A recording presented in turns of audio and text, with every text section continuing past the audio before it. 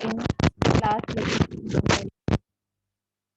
third unit, we discussed third unit, that is bipolar junction transistor. Today, in today's lecture, we will discuss about first unit and second, revise first unit and second unit. We will revise first and second unit in this.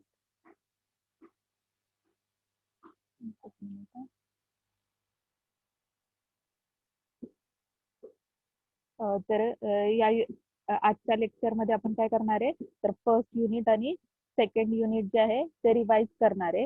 तर याच्यामध्ये first unit जे आहे ते आपण काय study केलेलं, तर class टेस्टच्या याने युनिट जे आहे ते एक्सप्लेन करते. आवाज येतोय ना सगळ्यांना? आवाज येतोय ना सगळ्यांना?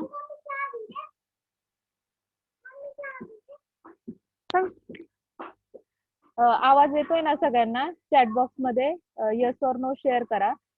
तर फर्स्ट युनिट जे आहे ते आपण इलेक्ट्रॉनिक कंपोनंट अँड सिग्नल्स जे आहे ते स्टडी केलेलं. तर फर्स्ट युनिट मध्ये की आपण काय काय कंटेंट जे आहे ते इथं शेअर केलेलं आहे.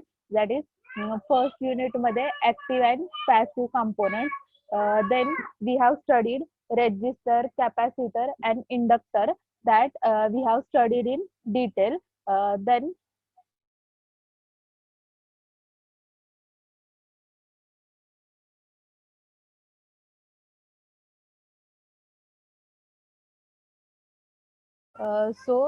in this unit, we have studied active and passive components. Then we have studied register, capacitor, and inductor. So register, we have studied the symbol of register, function of register, then color coding of register. Same concept we have studied for capacitor and inductor. That is, we have studied circuit symbol, then specifications of each component, then color code. According to that, we have solved examples regarding color code specification. Then we have studied voltage source and current source. So voltage source and current source, in that we have studied two types, that is ideal and practical voltage source and current source. Then we have studied signals. In signals we have studied frequency domain representation and time domain representation. According to that, we have studied analog signal and digital signal. In that, we have plotted graphical representation of sine signal and square signal. Then last point that we have studied in this unit is integrated circuit, that is nothing but IC. So IC means what? That is small single small chip on which we will mount number of electronic components, that is nothing but IC. So the applications of IC we have studied in this unit. First point that we have studied passive components. So passive components means what? In that we have studied the components which does not require or which are not capable of amplifying or processing an electrical signal, that is called as a passive component. तर आपण काय केलेलं, passive component concept जो आहे या unit मध्ये study केलेला. तर पॅसिव्ह कंपोनंट्स मीन्स व्हॉट, की याच्यामध्ये काय सिग्नल ला एक्सटर्नल सोर्सची रिक्वायरमेंट जी आहे ती नसते. So that is not capable of amplifying or processing an electrical signal, that are called as a passive component. So in first unit we have studied three passive components, that is register, capacitor and inductor. तर तीन components जे आहे ते आपण काय केले, detail मध्ये study केलेले फर्स्ट युनिट मध्ये. So first then second part जो आहे ऍक्टिव्ह कंपोनंट स्टडी केलेला, की सेकंड युनिट थर्ड युनिट जे आहे that is based on active component. तर ऍक्टिव्ह कंपोनंट कोणते, तर डायोड, रेक्टिफायर सर्किट असेल, बीजेटी असेल, एम्प्लिफायर सर्किट असेल, that are the applications of active component. That is transistor, logic gates, example जे आहे ते शेअर केलेले आहेत. So active component means what, the component which are capable of amplifying or processing an electrical signal, that is called as a active component. Then next, that is we have studied the basic difference between active and passive component. So the difference between active and passive component I explained, that is nature of source. So nature of source means what, की active component मध्ये तुम्हाला काय की external source ची requirement असते. So active component काय करतात तर सर्किट मध्ये इट डिलिव्हर्स पॉवर और energy to the circuit. But passive component मध्ये there is no need of external source, so it utilizes power or energy in the circuit. तर words जे आहे ते लक्षात ठेवायचे की ऍक्टिव्ह कंपोनंट मध्ये आपण काय करणार आहे, पॉवर जी आहे ती डिलिव्हर करतो. पॅसिव्ह मध्ये काय करतो, युटिलाइज करतो, पॉवर असेल किंवा एनर्जी असेल.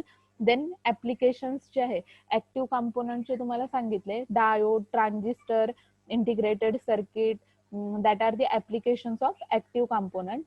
Then passive component जे आहे, तीन passive component आहे, रेजिस्टर, कॅपॅसिटर आणि इंडक्टर. तीन जे आहे passive components जे आहे ते आपण काय करतो, सर्किट मध्ये कनेक्ट करतो. Then function of component explain केलेलं आहे की ऍक्टिव्ह कंपोनंट काय करतात, they produces energy in the form of voltage और करंट. तर ऍक्टिव्ह कंपोनंट सर्किट मध्ये काय करतात, एनर्जी प्रोड्यूस करतात. आणि पॅसिव्ह कंपोनंट काय करतात तर एनर्जी जी आहे ती स्टोअर करतात, that is in the form of voltage and current parameter. Then power gain, तर याच्यामध्ये आपण ऍक्टिव्ह कंपोनंट्स मध्ये काय एक्सटर्नल सोर्सची रिक्वायरमेंट असल्यामुळे काय they are capable of providing power gain, but in passive component they are not capable of providing power gain. Then flow of current, तर active मध्ये सोर्सची रिक्वायरमेंट असल्यामुळे काय होतं की सर्किट मधून करंट फ्लो होतो. But in passive component it cannot control the flow of current. That is the basic difference between active and passive component we have studied. Then classification of components we have studied, that is active component. In that we will study in this unit two types, that is voltage source and current source. Then passive components जे आहे तीन टाईपचे passive component आहेत, resistor, capacitor, inductor, की जे या युनिटमध्ये study करणार आहे. Then semiconductor devices, that is nothing but the part of active component. In this there are two types, that is second unit आपण डायोड स्टडी केलं आणि थर्ड युनिट जे आहे ट्रान्झिस्टर स्टडी केलं. तर diode with respect to rectifier application, with respect to filter application, diode unit जे आहे ते आपण काय केलेलं आहे, डायोड आणि इट्स ऍप्लिकेशन डिटेल मध्ये स्टडी केलं. सेम ट्रान्झिस्टर चॅप्टर जो आहे BJT, that is bipolar junction transistor, याच्यामध्ये ट्रान्झिस्टरचे कॉन्फिगरेशन स्टडी केले. Then transistor as a switch application study केलं, transistor as a amplifier application study केलं. देन ट्रान्झिस्टरचं क्यू पॉइंट अनालिसिस असेल किंवा डीसी लोड लाईन कन्सेप्ट असेल, that we have studied as a active component.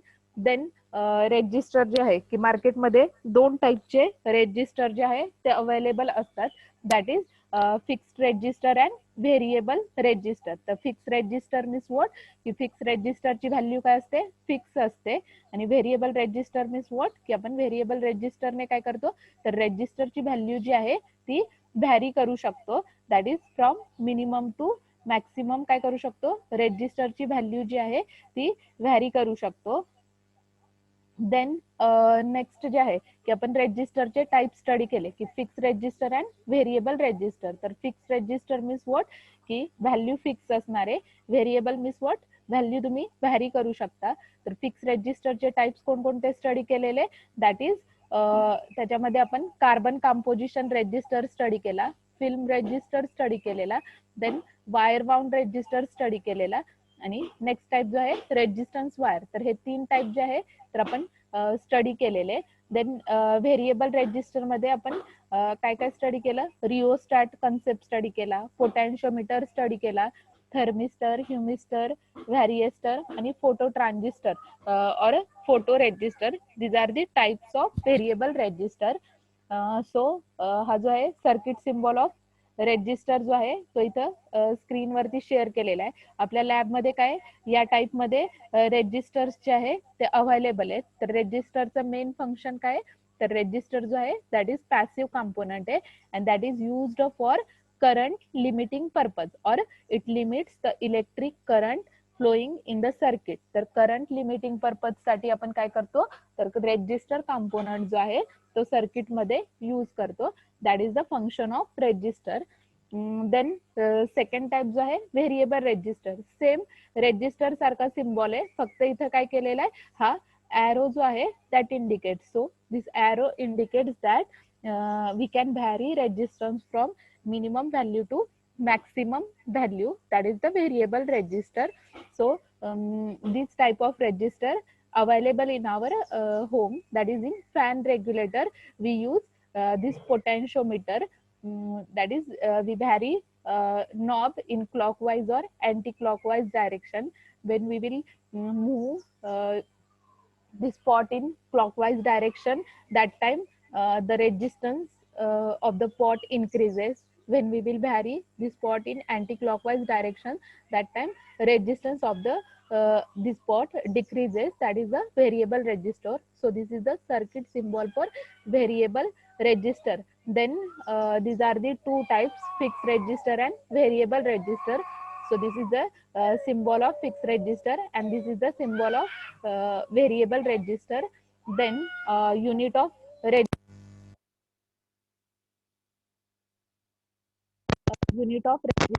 that is denoted by symbol ohm. So this is the symbol of ohm, means we measure resistance in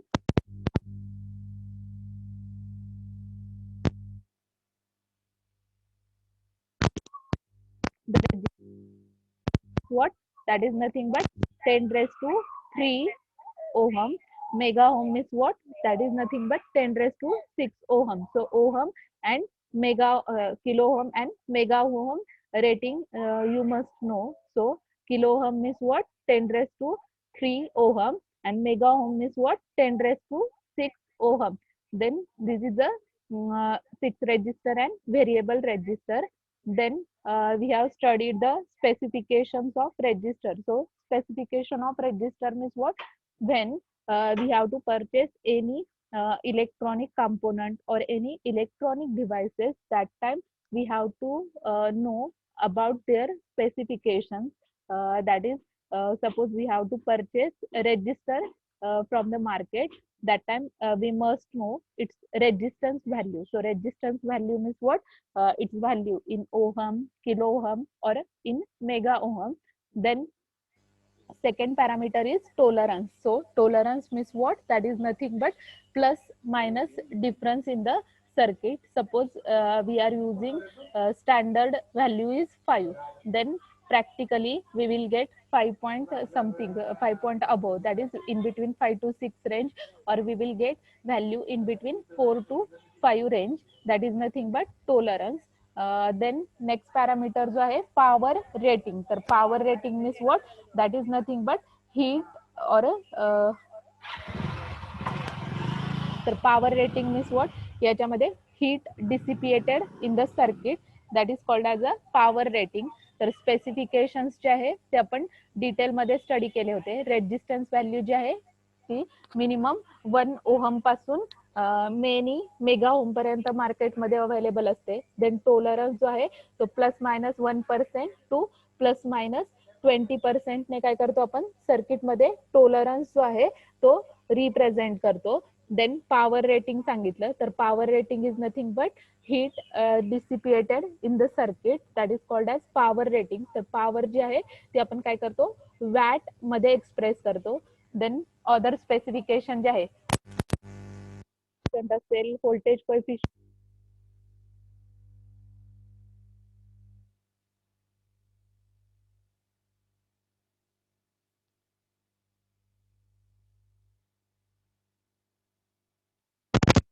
that are the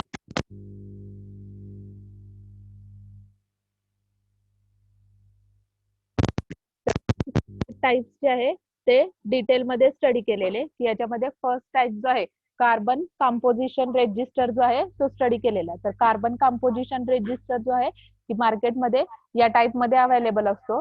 internal constructional diagram जे आहे इथं तुम्हाला share केलेली आहे. तर constructional diagram मध्ये काय share केलेलं आहे याच्यामध्ये, की फक्त आपण काय करणार आहे, कन्स्ट्रक्शन मध्ये मॅन्युफॅक्चरिंग मटेरियल जे आहे ते डिनोट करणार आहे. तर रेजिस्टर काय, याला 2 लीड आहेत दॅट आर इथं सिरॅमिक रॉडच्या अक्रॉस काय केलेल्या आहेत, 2 लीड्स ज्या आहेत त्या इंडिकेट केलेल्या आहेत. देन ऍक्च्युअली इंटरनली रेजिस्टर जो आहे that is carbon composition resistor, that is made up of, that is the mixture of conducting carbon particles and non-conducting binders, that is the manufacturing material for carbon composition register. So this is the first type, carbon composition register.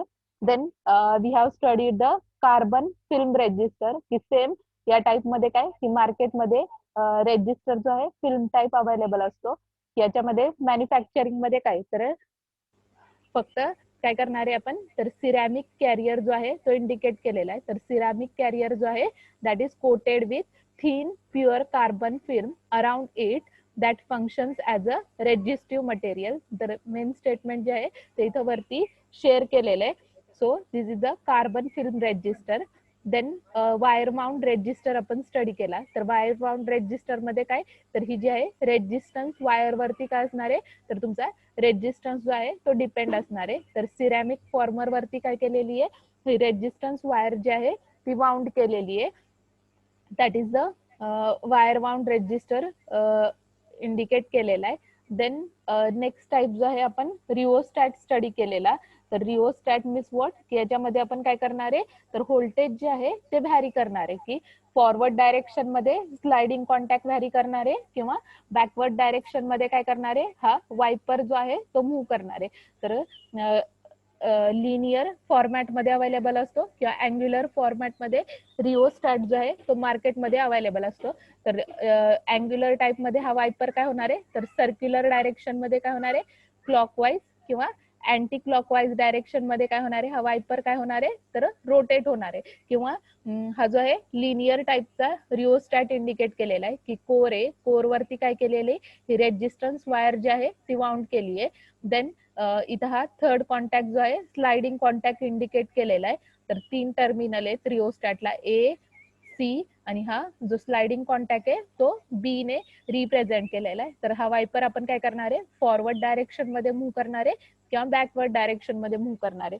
तर ज्यावेळी forward direction मध्ये move करणार आहे that time काय होणार आहे, circuit मधला current और रेजिस्टन्स जो आहे तो काय होणार आहे, इन्क्रीज होणार आहे. ज्यावेळी वायपर बॅकवर्ड डायरेक्शनला मूव्ह करणार आहे दॅट टाइम रेजिस्टन्स डिक्रीज होणार आहे. दॅट इज रिओस्टॅट आपण स्टडी केला. तर आपल्या लॅबमध्ये या टाइप मध्ये रिओस्टॅट जो आहे तो अवेलेबल आहे.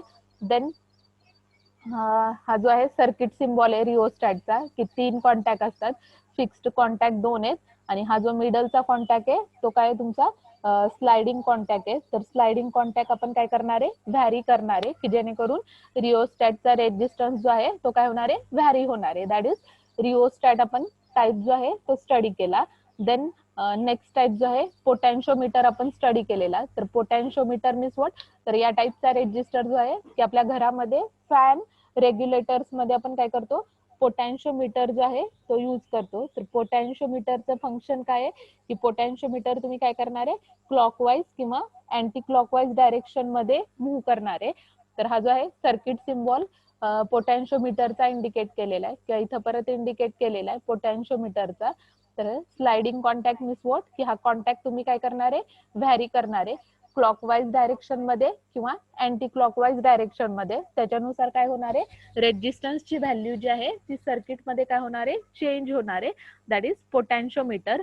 देन की आपण ओहम्स लॉ स्टडी केलेला. तर ओहम्स लॉ जो आहे that depends upon the parameter resistance, applied voltage आणि करंट वरती. तर in general equation suppose I is equal to V divided by R ने आपण काय करतोय, Ohm's law that is in terms of current note केलेला आहे.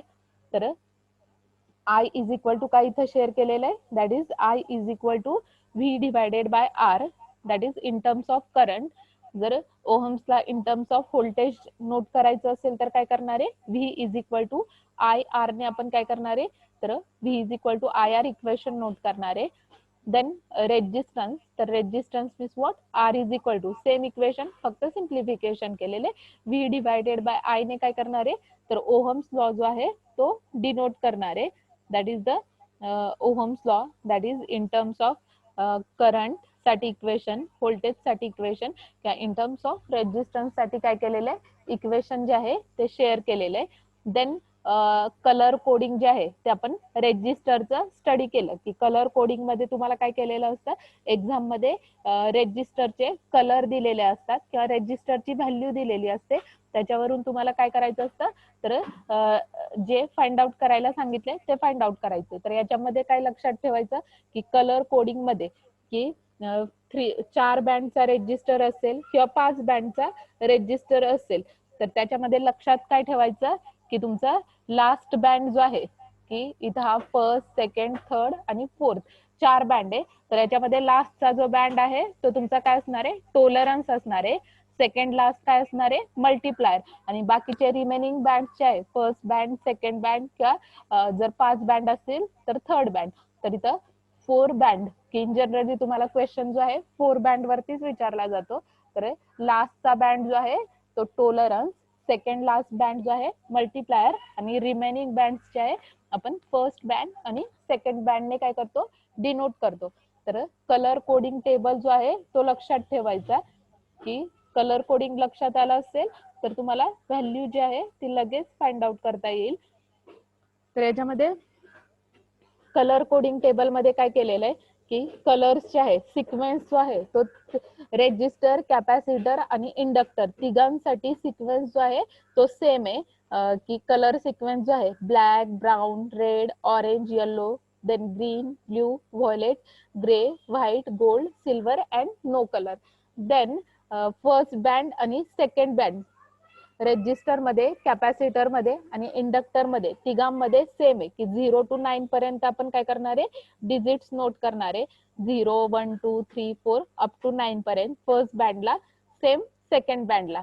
नंतर थर्ड बँड जो आहे रेजिस्टर असेल, कॅपॅसिटर असेल किंवा इंडक्टर असेल तर त्याच्यामध्ये थर्ड बँड आपण काय डिनोट करतोय मल्टीप्लायर. तर मल्टीप्लायर काय करतो की इंटू 10⁻⁴ ने मल्टीप्लायर, तर 10⁻⁴ फक्त काय करणार आहे इनक्रीज करणार आहे. तर 10⁻⁴ अप टू 10⁻⁹. देन गोल्ड आणि सिल्वरला काय केलेलं आहे 10⁻⁻1 आणि 10⁻⁻2 काय केलेली आहे तर पॉवर जी आहे ती डिनोट केलेली आहे. देन फोर्थ बँड जो आहे टोलरन्स, तर रेजिस्टर असेल, कॅपॅसिटर असेल किंवा इंडक्टर असेल तर मोस्टली आपल्याला काय की लास्ट बँड जो आहे गोल्ड कलर किंवा सिल्वर कलरचा काय केलेला असतो तर बँड जो आहे तो दिलेला असतो एक्झाम्पल मध्ये. तर ±5% गोल्डचं टोलरन्स आहे आणि सिल्वर कलरचं टोलरन्स काय ±10% ने रिप्रेझेंट केलेले. आता सिंपल इथं स्क्रीनवरती तुम्हाला एक्झाम्पल शेअर केलेलं आहे.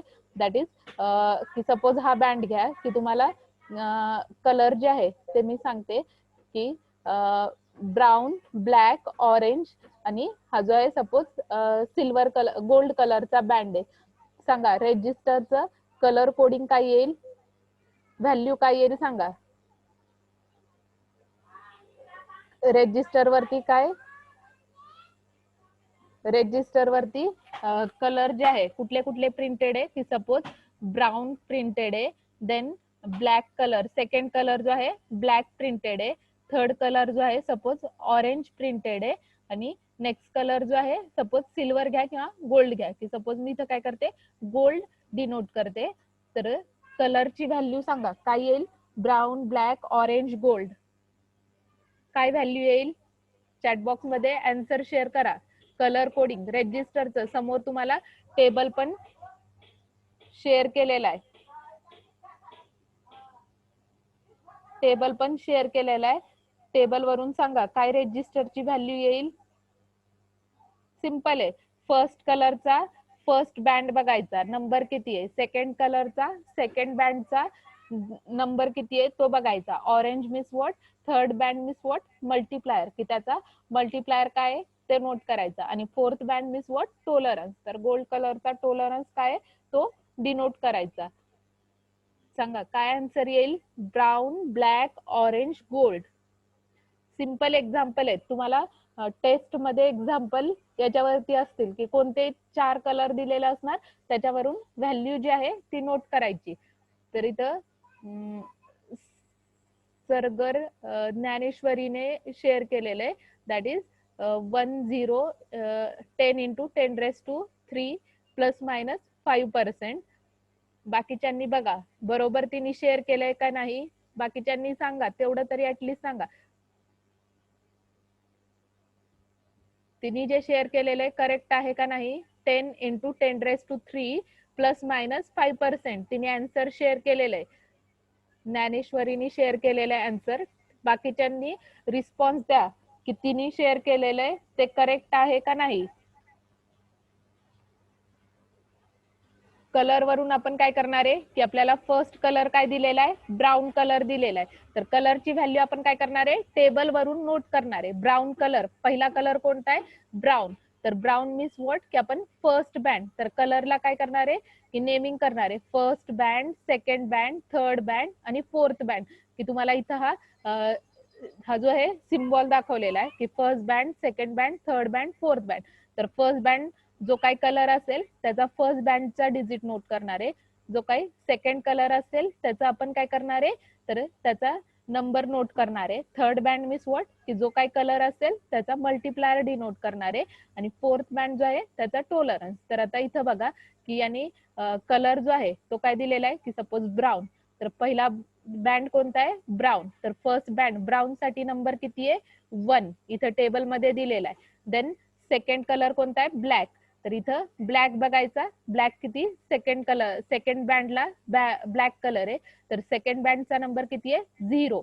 नंतर थर्ड बँड कोणता आहे की सपोज ऑरेंज आहे. तर orange third band means what, multiplier. तर थर्ड बँड ऑरेंजचा मल्टिप्लायर बघायचा किती आहे, इंटू 10⁻³ आणि लास्ट बँड जो आहे की सपोज काय दिलेला आहे, गोल्ड दिलेला आहे. तर गोल्डचा टॉलरन्स. तर लास्ट बँड आपण काय करतो, फोर्थ कलर जो आहे किंवा फोर्थ बँड जो आहे तो काय करतो, टॉलरन्स म्हणून रिप्रेझेंट करतो. तर फोर्थ बँडचा आपण काय करणार आहे, टॉलरन्स रिप्रेझेंट करणार आहे. दॅट इज प्लस मायनस 5% ने आपण काय करणार आहे, टॉलरन्स जो आहे तो डिनोट करतो. दॅट इज की तुमची व्हॅल्यू काय येणार आहे, 10, that is nothing but 10 into 10⁻³ plus minus 5%. That is the value of resistor. तर लक्षात आलंय रेजिस्टरची व्हॅल्यू कशी कॅल्क्युलेट करायची आहे. सपोज मी सेकंड एक्झाम्पल जे आहे इथं स्क्रीनवरतीच दिलेलं आहे. कलर तुम्हाला दिलेला आहे ग्रीन, चॅटबॉक्स मध्ये शेअर करते. ग्रीन, ब्राऊन, रेड आणि सपोज गोल्ड. तर सपोज तुम्हाला सेकंड इथं हा रेजिस्टर स्क्रीनवरती शेअर केलेला आहे की त्याच्यामध्ये या रेजिस्टर वरती कुठले कलर प्रिंटेड आहेत. दॅट इज की सपोज तुम्हाला क्वेश्चन पेपर मध्ये एक्झाम्पल दिलं असेल, find the value of resistor for given colour, that is green, brown, red, gold. काय येईल सांगा व्हॅल्यू. टेबल वरती बघायचं, टेबल जो आहे तो लक्षात ठेवायचा. टेबल मध्ये बघायचा फर्स्ट बँड कोणता आहे, green. Second band brown, third band red, fourth band gold. त्याच्यावरून सांगा काय व्हॅल्यू येईल. टेबल तुम्हाला समोर स्क्रीनवरती शेअर केलेला आहे.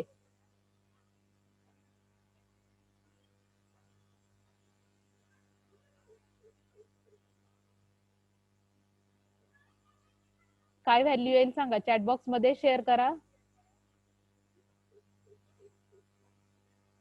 चॅटबॉक्स मध्ये व्हॅल्यू शेअर करा, काय येईल. जमदाडे साक्षीने शेअर केलेली आहे. देन अगेन ज्ञानेश्वरीने केलेली आहे. पवार अमृताने व्हॅल्यू जी आहे ती शेअर केलेली आहे. चोरमलेनी केलेली आहे. करेक्ट आन्सर केलेलं आहे शेअर.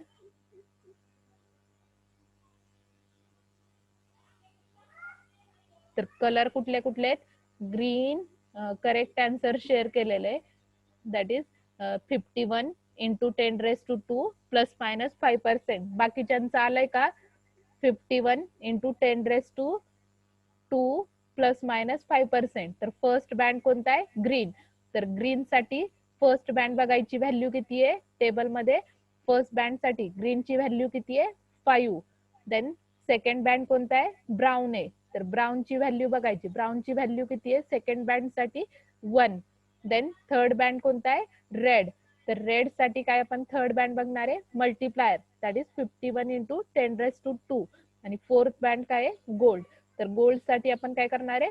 फोर्थ बँड जो आहे टॉलरन्सची व्हॅल्यू बघणार आहे. 4 कॉलम दिलेले आहेत. 4 कॉलम मध्ये प्रत्येक कॉलमची व्हॅल्यू जी आहे ती सिरियली नोट करायची. जो कलर दिलेला आहे त्याची व्हॅल्यू बघायची, डिनोट करायची, आणि फक्त युनिट जे आहे ते तुम्ही काय देणार आहे? युनिट रेजिस्टरला ओहम. तर रेजिस्टरचं युनिट जे आहे ते विसरायचं नाही. रेजिस्टरचं युनिट काय? ओहम. लक्षात आलंय बाकीच्यांना व्हॅल्यू कशी कॅल्क्युलेट करायची कलर कोड वरून? एक्झाम मध्ये, फायनल एक्झाम मध्ये तुम्हाला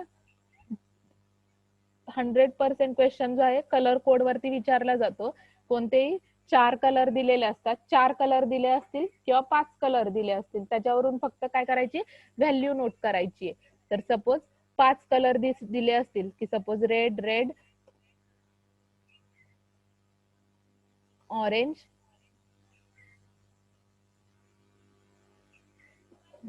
ब्ल्यू आणि सिल्वर.